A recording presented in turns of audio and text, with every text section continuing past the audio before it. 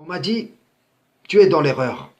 Être Coran seul, c'est ce qu'Allah nous commande. Et moi je réponds que non.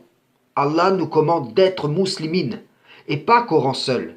On m'a dit, tu joues avec les mots. Si je joue avec les mots, soyez muslimine. Pourquoi avez-vous besoin d'être Coran seul? Muslim, comme nous avons été nommés avant et dans ce livre. Le sunnite aussi assimile le sunnisme à l'islam, comme vous assimilez le concept Coran seul à l'islam. Les traits, les positionnements du sunnisme rendent reconnaissable la forme de cette idole conceptuelle, même si celle-ci peut varier plus ou moins d'une école de pensée à l'autre. De même, le socle, Coran seul, que l'étiquette soit acceptée ou non, est le tronc commun d'une idole invisible dont la forme spirituelle peut varier d'un individu à l'autre. Dans les Écritures anciennes, les Israélites étaient réprimandés à cause de leur infidélité à l'Éternel, parce qu'ils allaient se prostituer en rendant des cultes aux idoles. Rapportés à notre époque et sur un plan spirituel, c'est exactement la même chose qui se passe. Je suis désolé, mais quand vous suivez le sunnisme, vous rendez un culte à celui qui vous le commande. Le concept n'est que le moyen placé en intermédiaire entre cette entité et vous.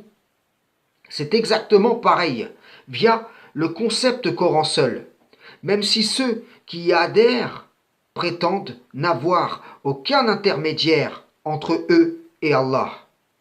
Cela n'est qu'une promesse que leur font les diables qui les dominent. Déjà, dans les temps anciens, et même jusqu'à nos jours, les idoles de différentes matières étaient pour beaucoup la représentation d'entités spirituelles, djinns, shaitan, mâles ou femelles. Donc, ne vous étonnez pas que ceux-ci établissent une même méthodologie sur un plan spirituel. Ainsi, vous les servez et les adorez, tandis que vous pensez être bien guidés. La passion du concept vous enivre.